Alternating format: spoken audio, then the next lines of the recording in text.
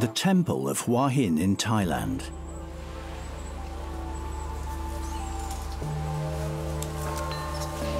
Atop the hill of this Buddhist sanctuary, silhouettes are moving. The assembly has begun. These silhouettes are crab-eating macaques. The light of dawn provides the signal to commence this daily ritual. The tribe sets off down towards the town.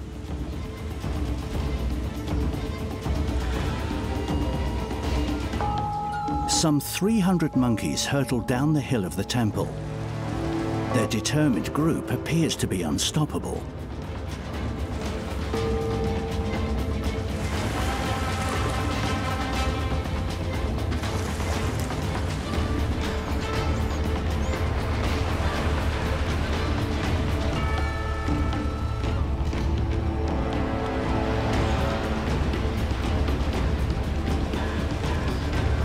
The macaques are on a mission. They go into homes, climb onto roofs, and swarm over the streets and boulevards. They invade the town.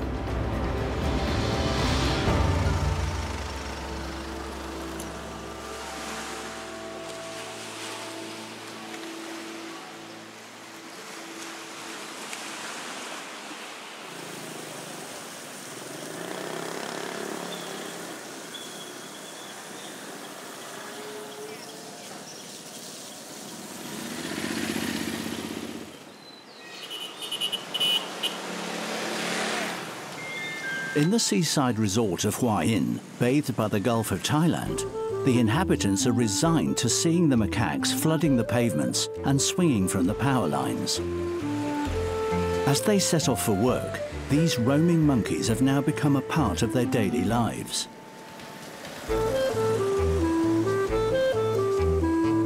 These excitable invaders have come to feed, scavenging around for leftover food.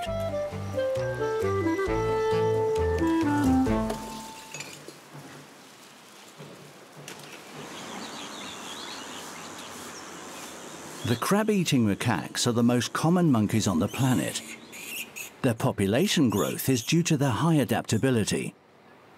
Just like humans, they have been able to adjust to very diverse environments. Mischievous and cheeky, they are completely at ease in urban areas and even thrive in them.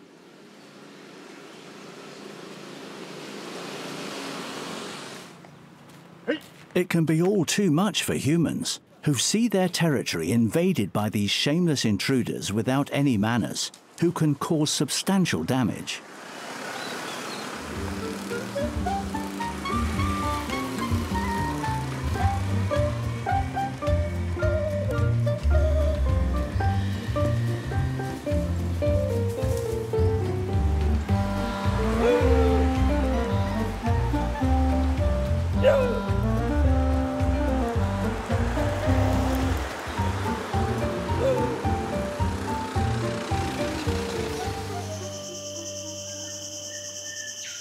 When they are not overrunning human territory, the crab-eating monkeys enjoy the mangroves and their brackish water. The maze of branches and the aerial roots of the mangrove trees provide a safe and tranquil environment.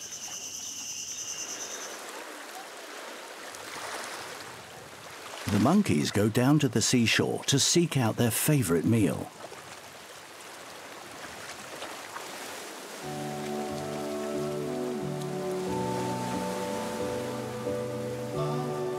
Not far from Hua Hin, Cororam Island has remained unspoiled and undisturbed by human activity. A colony of around 80 crab-eating macaques flourish happily on the island.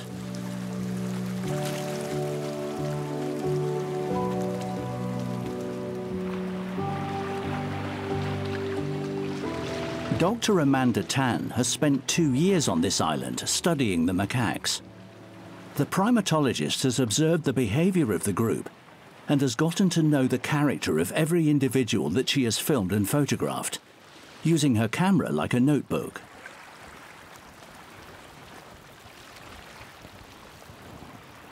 So I've been to Cororam Island every year since 2013. And every year we keep track of which monkeys are present in the group, or which monkeys have disappeared, or which monkeys had new babies. And all this is very important for long-term records of taking note of who is related to who, these kinds of things. So in front of me I have my identification sheets, which was the last time I updated it. There were 84 individuals in the group, and we have pictures of all the individuals here so that any researcher coming to the team can look at these pictures and learn to identify the animals.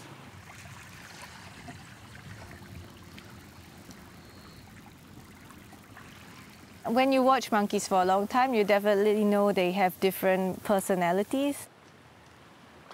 Some are more brave or more curious, some are shy. If you know the individuals, you can tell their social relationships. The females are born to the group and they will stay in the group for the rest of their lives.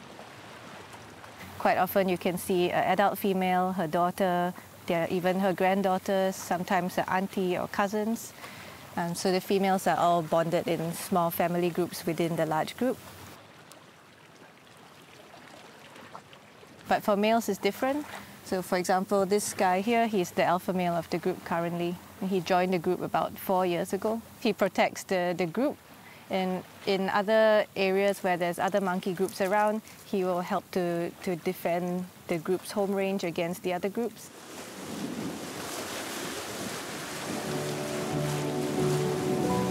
With few plants or fruits available on Cororam, the monkeys have had to modify their dietary habits to rely almost entirely on food sources from the sea. Their name reflects their liking for crabs, from which they skillfully extract the flesh like real seafood enthusiasts. By turning over pebbles or digging in the sand, these primates also search for shellfish on the rocks and beaches, which will provide their bodies with the essential nutrients they require.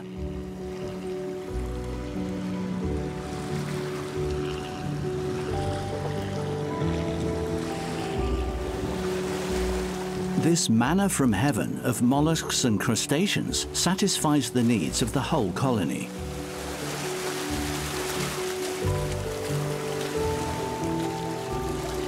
But while there is a plentiful supply of plants in the mangrove forest, here the monkeys are dependent on the tides of the sea, because it is only at low tide that it gives up its treasures.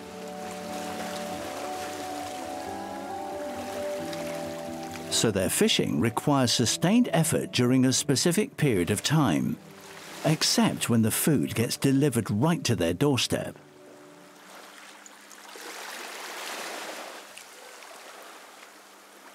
Like this buoy, which has become detached from its net and has drifted to the shores of Cororam.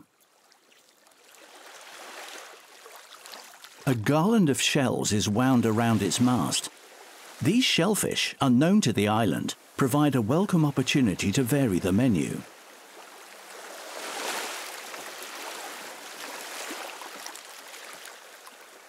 And so the macaques make the most of all the opportunities offered up by the sea.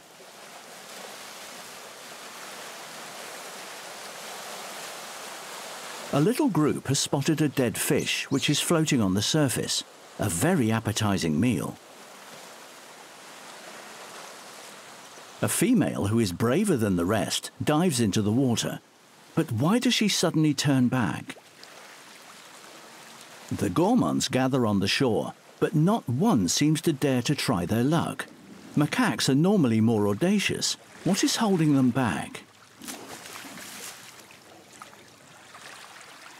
Finally, it is the turn of another female, who grabs the fish without any hesitation.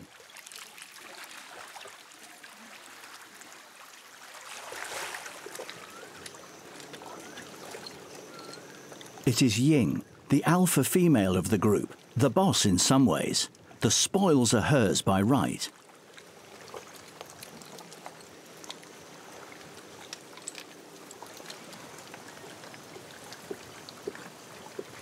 Because within this macaque society, there are clearly defined positions and ranks that must be adhered to.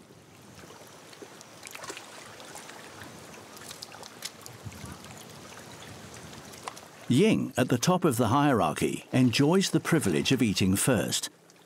The others look on at their queen's meal with envy.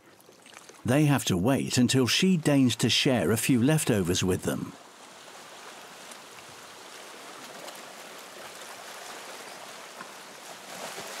And if an impatient monkey doesn't respect the protocol, Ying puts it back in line straight away.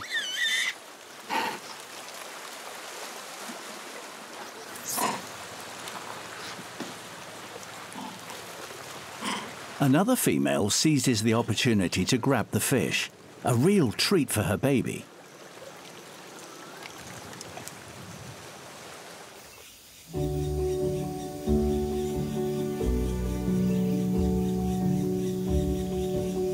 Cororam Island is located within a marine national park. Here, the macaques like to meet up after their fishing endeavours.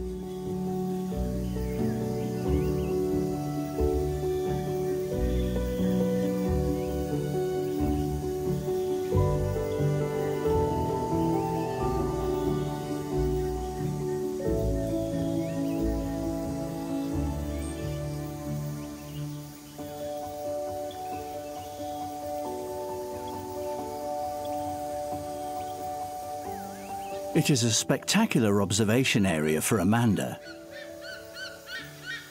This coastal park is full of high cliffs that welcome agile climbers. Now we are on the mainland in Khao Sam Royot National Park. And in Thai, Khao Sam Royot means mountain with 300 peaks. And so these mountains are covered with quite dry forests. And you can find in the national park here some langurs, and langurs are leaf-eating monkeys, so you can find them in the dry forest eating the leaves.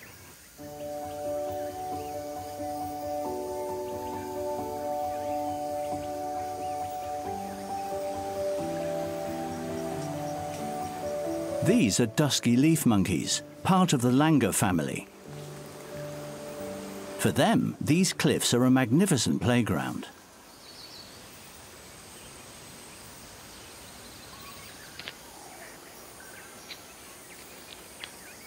As vegetarians, they eat all day long, consuming up to 2 kilos of leaves and flowers. Luckily, macaques and langurs live peacefully side by side atop the cliffs. They might climb on the cliffs to avoid some predators maybe, or sometimes these cliffs, because of the way the rocks are formed, it can collect water from the rain. And so the monkeys can come and have a drink because the region is quite dry at some times of the year.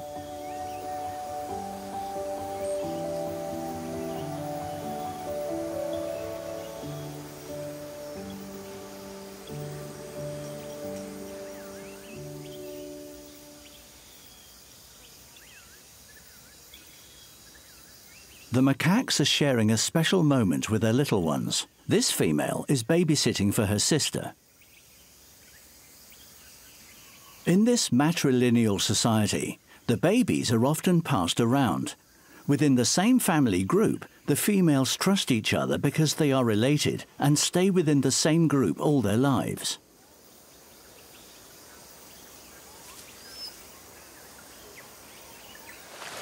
On Cororam Island, a birth is always a big event.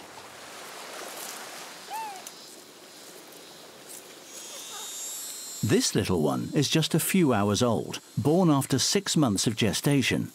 He is still a tiny, fragile baby weighing just 350 grams. His dark, fluffy natal coat will become lighter as he grows older.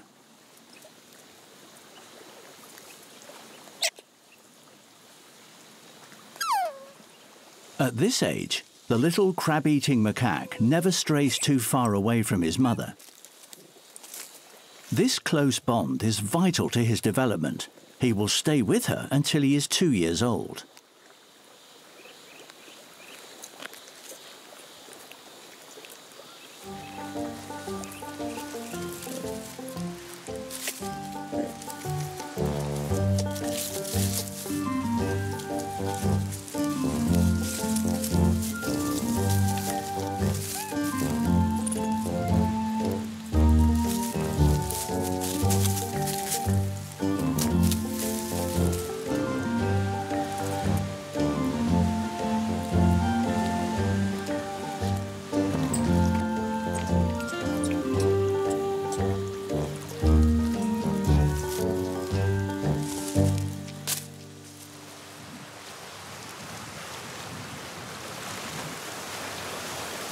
time of high tide has arrived. When the tide ebbs, the waters of the Gulf of Thailand reveal many rocks which provide the macaques with a vast fishing ground.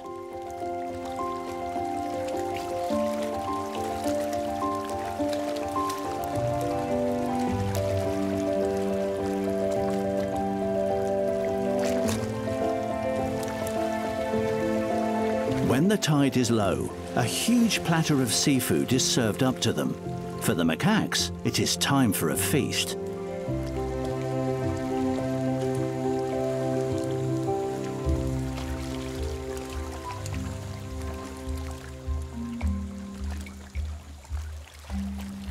The entire community has thrown itself into this quest for food.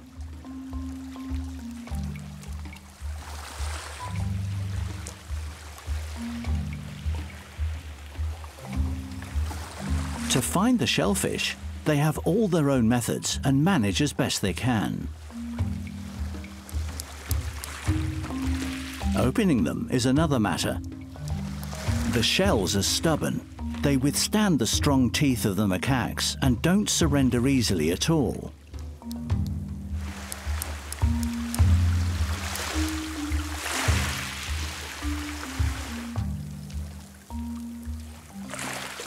To get to the flesh of the molluscs, some macaques have developed a simple method that consists in smashing the shells onto the rocks.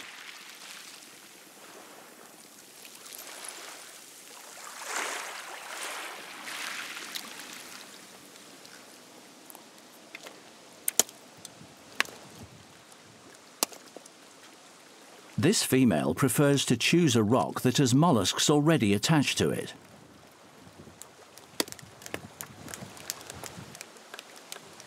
She will smash it directly onto the ground to achieve her goal, a tactic that clearly works.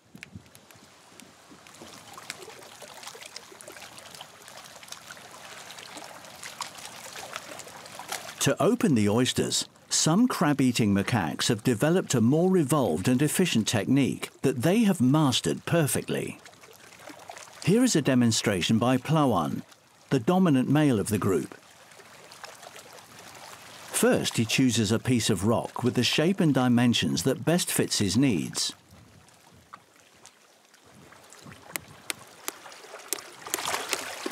Plawan hits the shells with it until they finally offer up their flesh. And so he uses his rock as a tool, an unusual practice in the animal kingdom. Isolated from the mainland and their fellow primates, the macaques of Cororam have thereby developed their own culture. But Plawan can do much better. He also uses the famous and very ancient technique of the hammer and anvil, which up until recently was believed to be the preserve of humans.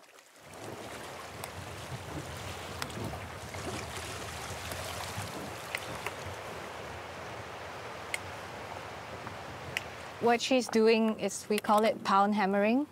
And this is when they take a sea snail or a clam or some food and place it on a big stone that we call an anvil stone.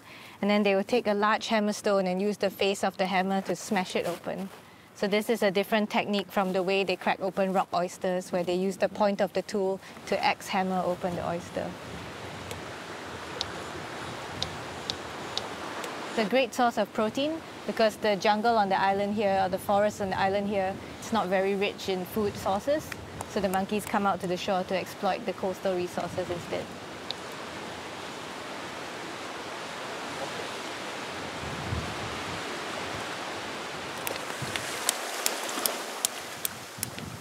During his fishing trips, Plawan is always followed around by a group of youngsters. Trailing behind him, they make do with the leftovers.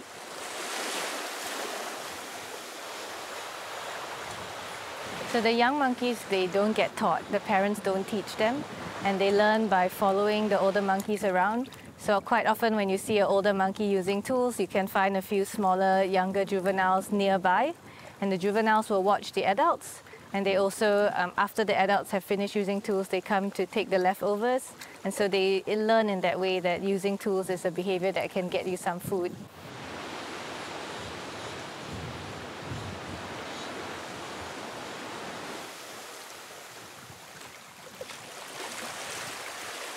They attentively observe this respected elder, and they soon copy his actions to ensure their own supply of food. This transmission of knowledge shows how a culture has developed within the Cororam macaque colony.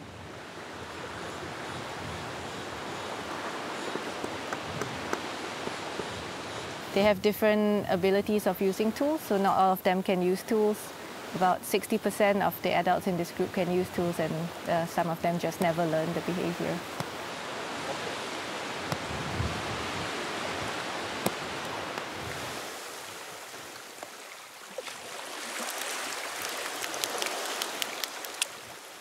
These young adults don't always yet have the strength needed to apply these techniques. But by putting all their effort into the struggle, they usually achieve their goals.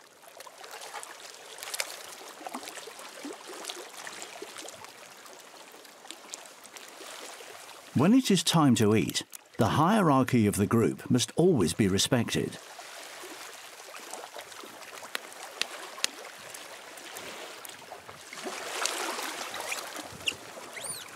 The dominant monkeys that haven't mastered the technique to open the oysters hustle the subordinates to get their food without too much effort.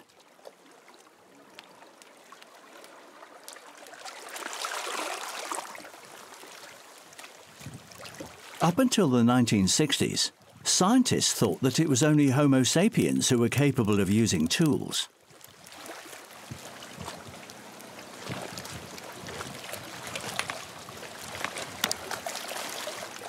However, it has been discovered that the chimpanzees in Africa, the capuchin monkeys in South America, and very recently the macaques in Asia also use tools in order to obtain their food. The crab eaters of Cororam Island are a good example of this.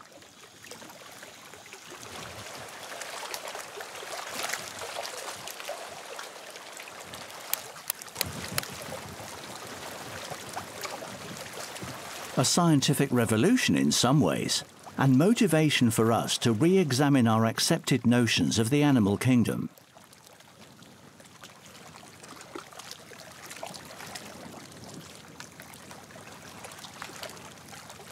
Preserved shorelines like those of Cororam Island have become a rarity. In Thailand, the cities sprawl out into the whole coastline. The macaque monkey now has to share its territory with another mammal.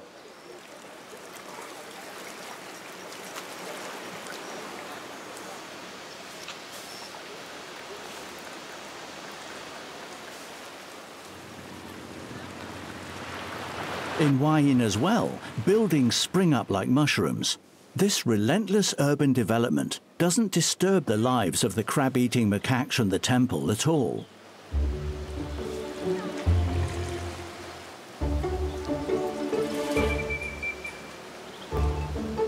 Quite the opposite. Each building holds the promise of a new adventure playground, such as lovely concrete walls and chic swimming pools.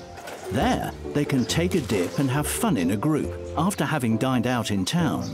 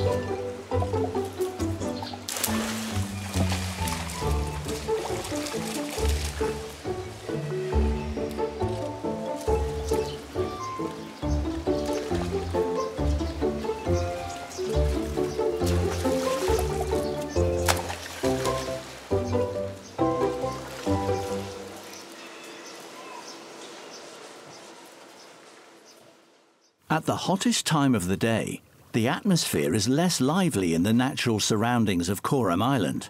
Time seems to stand still. Now it's the high tide, so all the seafood is covered by the water and they have no tools to use and no seafood to eat, so it's family time now.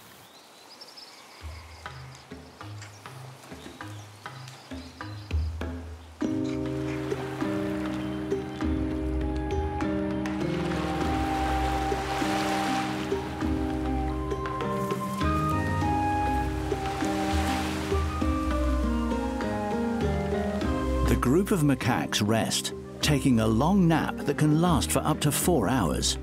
It is the moment when the monkeys reach nirvana.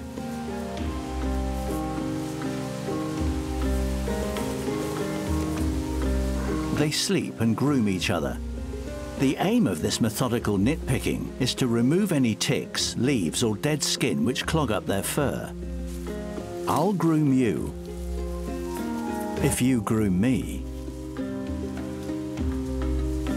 But grooming is much more than that. It serves as a hairdressing service and massage treatment. It is heaven for the monkeys, the pinnacle of pleasure.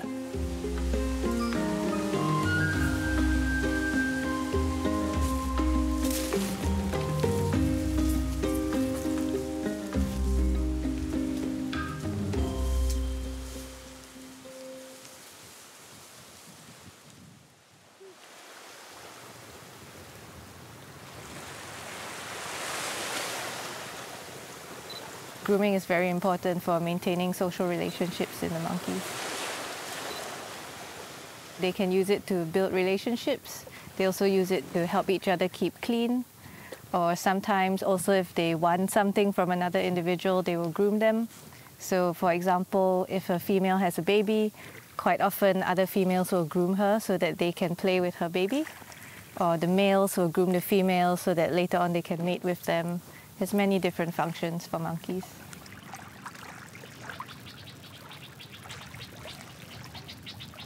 They will take turns to groom each other, but sometimes also lower ranking individuals have to groom more the higher ranking individuals to get what they want, and higher ranking individuals get more grooming and they don't need to groom so much.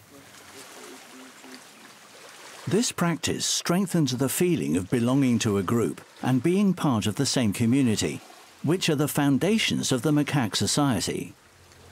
And the flip side of this strong social cohesion, it is very difficult for an outsider to be accepted.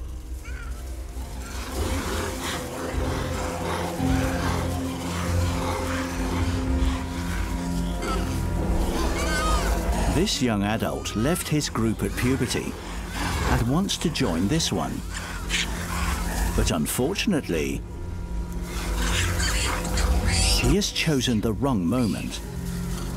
There is rivalry among the strongest males who want to secure their rank in the hierarchy. The young outsider becomes the object of a political conflict.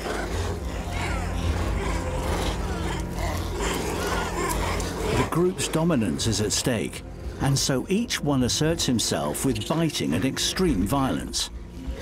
In this grim display of one-upmanship, it comes down to whoever goes furthest in showing their strength. It is a real lynching. Repeatedly bitten and beaten, the fate of the stranger appears to be sealed. While it is rare that such occurrences result in death, this unfortunate scapegoat will not escape.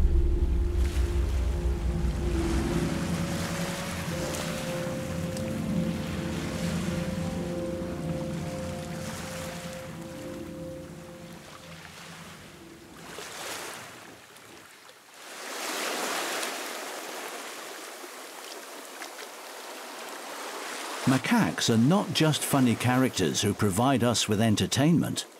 Like other primates, and like us humans, they can also kill their fellow species.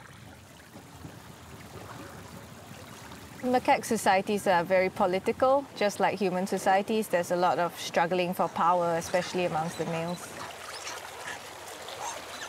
My guess is that it wasn't the alpha male who actually beat him up, because this alpha male seems quite calm most of the time. But what I think was that maybe the beta male or the second or third ranking male trying to exert more dominance were the ones who went and chased off the male that tried to join the group.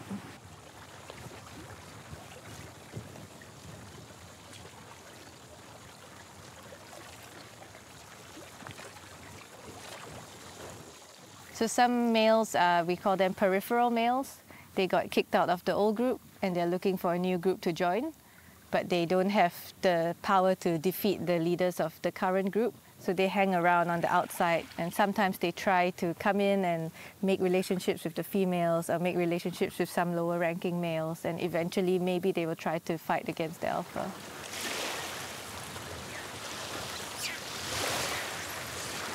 It is no easier being rejected from the group than being integrated into it. Excluded from the macaque society, a pariah's only option is to find a new territory, and fast, to avoid being lynched. Only escape will save him. Sometimes the fugitive has no choice but to dive into the sea and let himself drift with the current, in the vague hope of reaching a neighbouring island. No doubt that is also how the macaques first arrived on Cororam.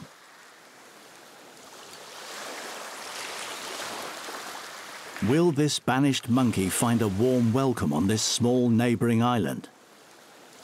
Will he find acceptance in a friendlier group?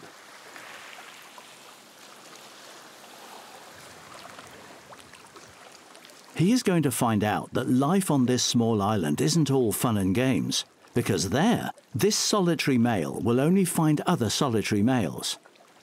This island is a kind of bachelor's club, a circle of exiles. With no females to conquer and no prospect of starting a family to reproduce, life becomes very boring.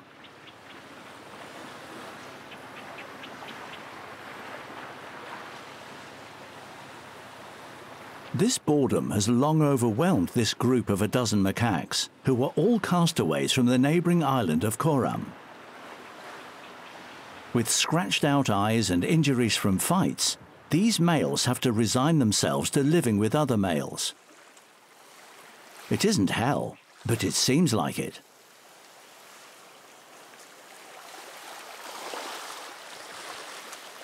They climb up high cliffs and onto buildings, fish on the coastal rocks, swim in the sea and in swimming pools. Macaques can adapt to any environment.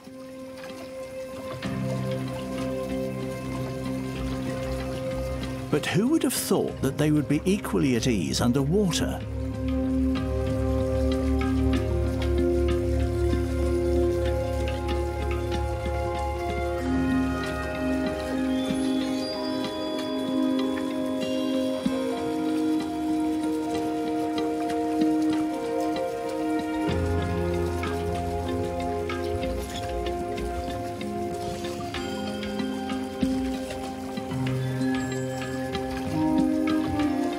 And yet they are able to hold their breath underwater for over 1 minute.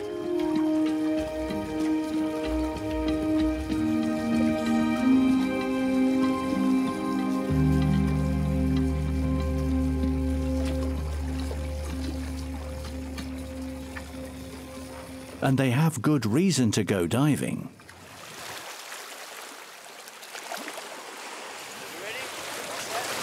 On this island, many tourists have the habit of throwing peanuts into the water, so it is a treat which requires some underwater effort. Macaques have perfect underwater vision, which allows them to easily collect the peanuts. Just like hamsters, they keep them stocked inside their cheeks.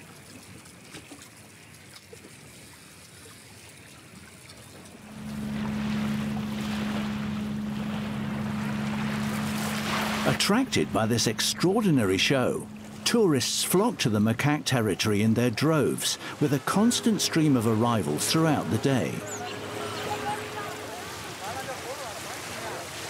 The boats come and go constantly, highlighting the excesses of mass tourism.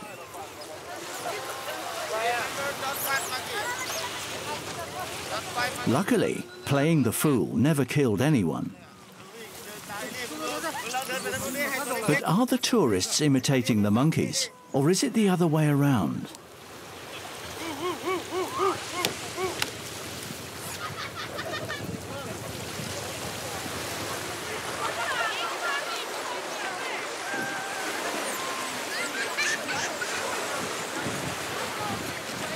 It's a long way to travel for a selfie.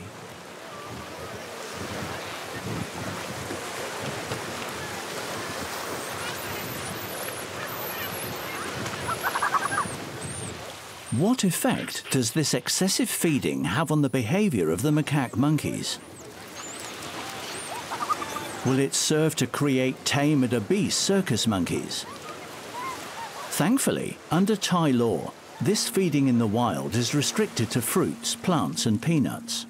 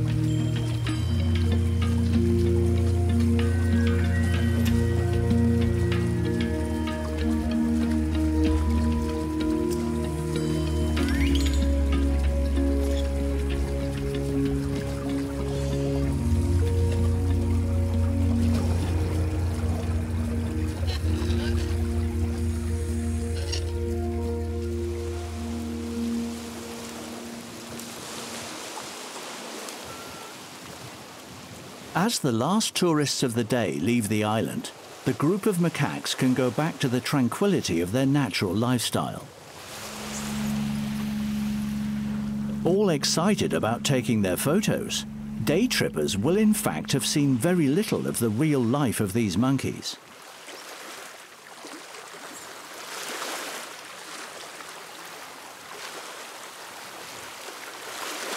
Luckily, on this island, without the peanuts of the tourists, the macaques have shellfish and oysters instead.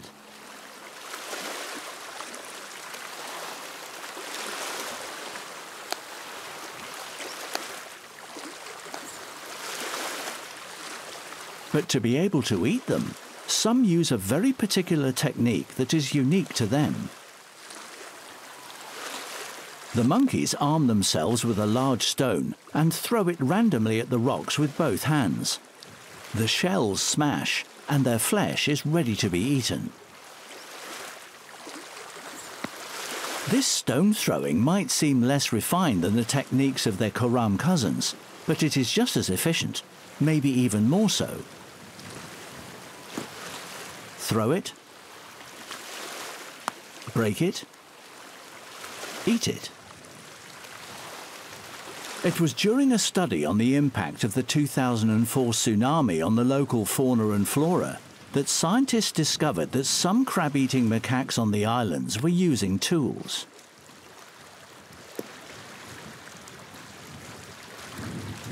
Here we can observe another original technique for throwing the stone.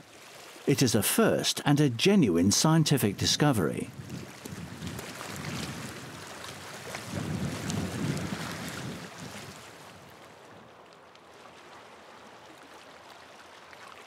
Amanda takes an avid interest in these stone-throwing macaques, a culture that the primatologist wasn't familiar with before.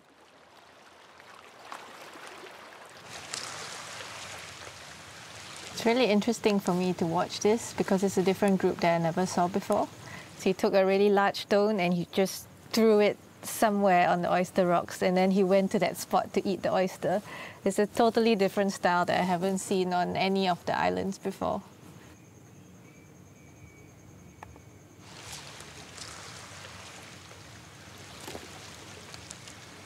It's very exciting. So we only have studied these two losing macaque populations on 3 different islands so far. But we know that there are many more islands that we haven't fully explored, and we know that monkeys are using tools there. So when we are able to go to these different places and see the differences between the groups, we can figure out what is the product of environment, what's the product of culture, how the monkeys are learning in different ways.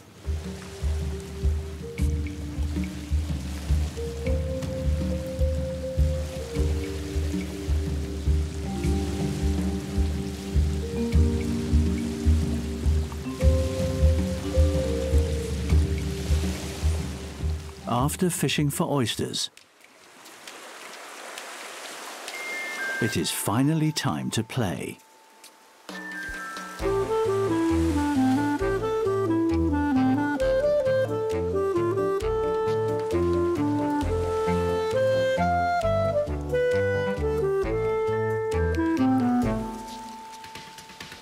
These games where they nip at each other, shove each other, or pull each other's tails are all good-natured.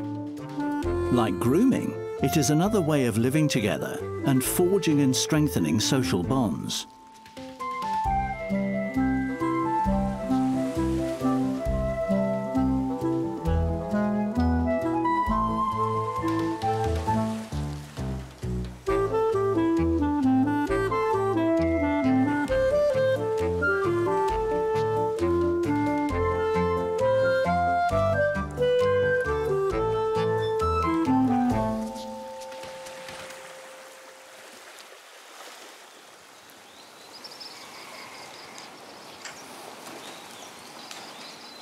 But as the sun goes down, what happens to these urban macaques?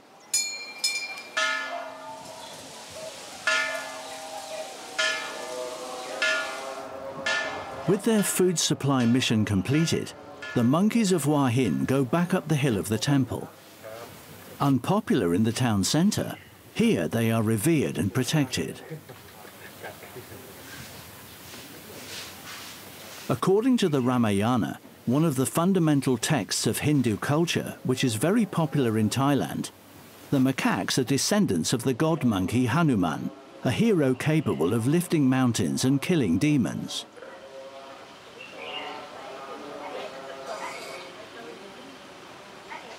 To many, they are an object of worship and receive offerings of cornbread from temple visitors.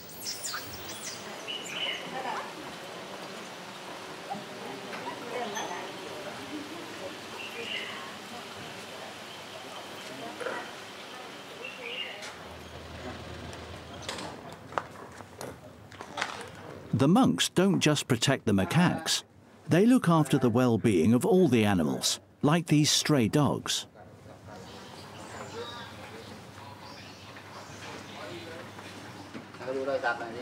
They follow the teachings of Buddha, who, as confirmed by many sutra scripts, loves and respects all animals. For him, nothing can justify the violence that man subjects them to. At the temple, all animals are entitled to receive the kindness of the monks, but the concept of fair sharing isn't always respected by the macaques, who obviously don't have much interest at all in Buddhist and Hindu principles.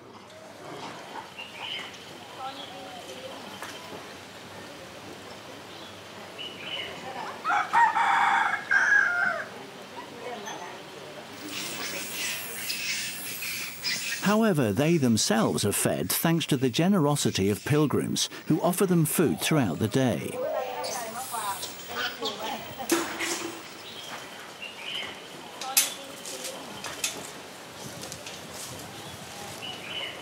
Food is handed out to them in various centres of prayer on the hill of the temple. An indicator of good health and successful adaptation, the population growth of the macaque colony is, however, a real problem for the residents.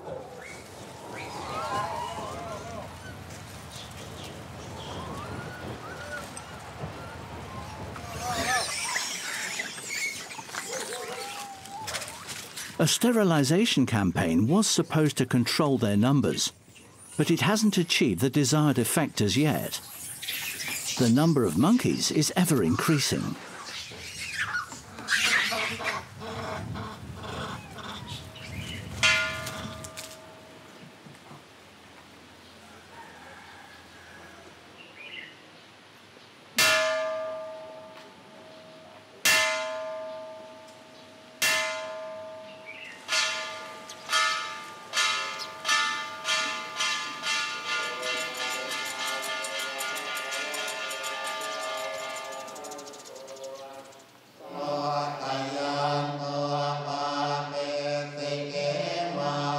At sunset, the monks commence their evening prayer session.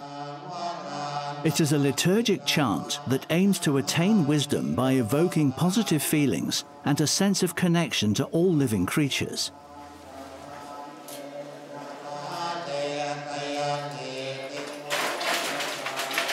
And these macaques are certainly full of life. They make sure that the monks know that too. They love to make noise on the corrugated iron roofs at prayer time. What if it is a way for them to participate in the ceremony by making music in their own special way?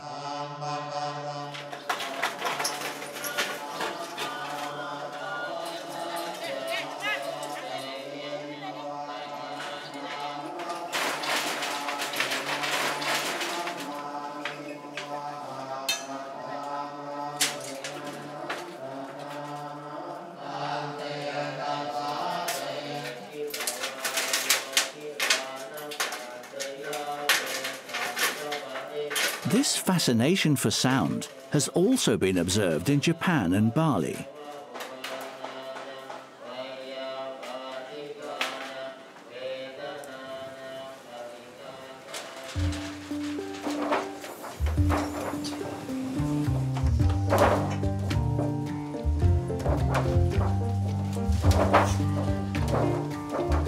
Making sounds is a whole lot of fun.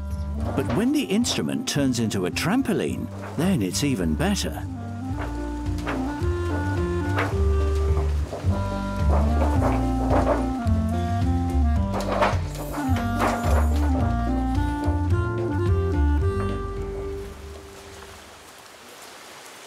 This amateur musician has selected a stone that he rolls along the ground like a snowball.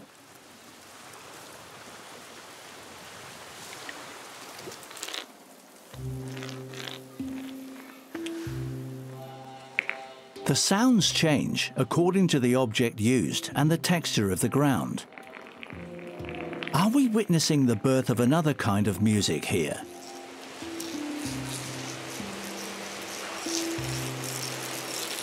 The stone being rubbed against the ground produces a scent which the macaques seem to like very much.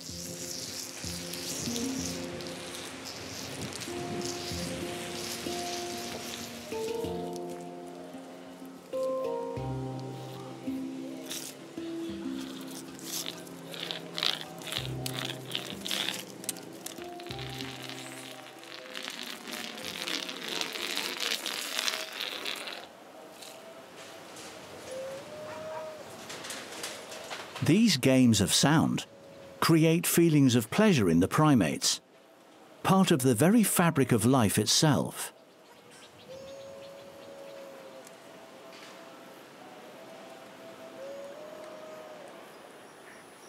For both the town and island macaques, this eventful day is drawing to a close. Like their cousins, the langurs, the macaques will now look for somewhere sufficiently high up to rest out of harm's way from any potential predators.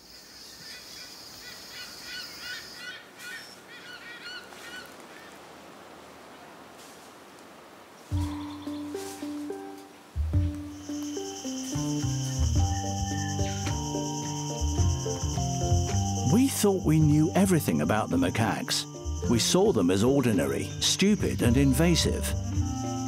We find them to be ingenious and intelligent, even capable of using tools. They are proficient divers, music lovers, and able to adapt to very different environments. Just like humans, they are also capable of the worst. They do belong to the same family tree after all.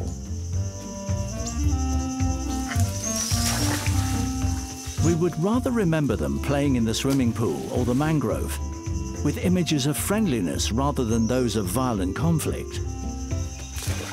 And when all is said and done, these monkeys who want to see the sea simply remind us of the importance of a carefree existence, a prerequisite to the joy of living.